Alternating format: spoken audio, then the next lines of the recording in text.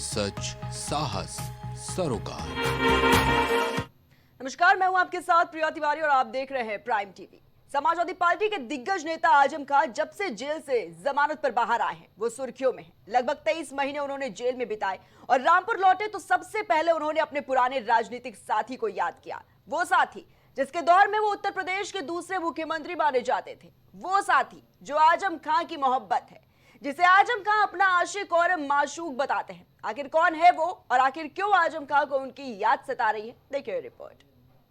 रामपुर की गलियों में लौटते हुए आजम खान की आंखें कुछ तलाश रही थी। शायद वो दौर जब उनकी एक बात पर सरकार की दिशा तय होती थी और उनके फैसलों पर बिना सवाल किए दस्तखत कर दिए जाते थे।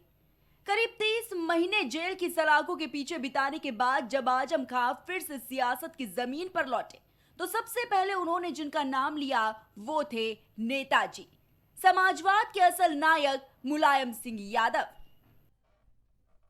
ये रिश्ता सिर्फ एक राजनीतिक गठजोड़ नहीं था, ये वफादारी, दोस्ती और अटूट भरोसे की कहानी थी। आजम खान कहते हैं, मैं जहां उंगली रखता था नेताजी साइन कर देते थे। ये लफ्ज किसी सामान्य सहयोगी के लिए नहीं कहे जाते।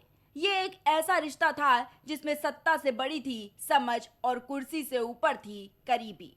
मुलायम के दौर में आजम की राजनीतिक हैसियत इतनी मजबूत थी कि उनके बिना कैबिनेट मीटिंग तक नहीं होती थी।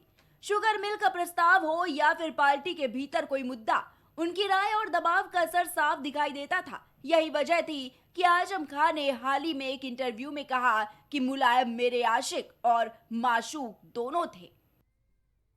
जब आजम खान की पत्नी अस्पताल में भर्ती थी तो मुलायम सिंह यादव ने मदद भेजी अपनी जेब से, लेकिन आजम ने ये कहकर लौटा दी कि इलाज मुफ्त है। ये किस्सा सिर्फ मदद का नहीं बल्कि उस आत्मसम्मान और अपनेपन का है जो इस रिश्ते की नींव था। आज जब सियासत के मैदान में बहुत कुछ बदल गया है, सत्ता की धुरी खिसक गई है, चेहरे बदल गए हैं, नारे बदल गए हैं, तब आजम के पास लौटने को वही बीते लम्हे हैं जहां उन्हें एक पूरा भरोसा मिला करता था। शायद यही वजह है कि अब वो बार बार उस दौर को याद कर रहे हैं, क्योंकि अब न नेताजी हैं न वो सियासत जिसमें आजम को दूसरा मुख्यमंत्री कहा जाता था। आजम खान की आंखों में अब भी वही चमक दिखती है जो कभी विधानसभा में उनके तीखे भाषणों में नजर आती थी, मगर इस बार जब उन्होंने मीडिया से बात की तो जुबान तल्ख नहीं थी, भीगी हुई थी। उन्होंने कहा, नेताजी होते तो मुझे यूं सजा नहीं मिलती, मैं मुलजिम नहीं बनता, मजबूर भी नहीं होता। ये लहजा किसी शिकायत से ज्यादा एक टूटे हुए भरोसे का साया था जिसे वो हर बार मुलायम की याद में तलाशते हैं। मुलायम सिंह यादव का आजम खान पर जो भरोसा था वो उस दौर की मिसाल बन चुका है। पार्टी में कई उतार चढ़ाव आए, अंदरूनी खींचताने भी हुई, लेकिन नेताजी कभी आजम से दूरी नहीं बनाए। जब विरोधियों ने आजम को निशाना बनाया तब भी मुलायम उनके पीछे खड़े रहे।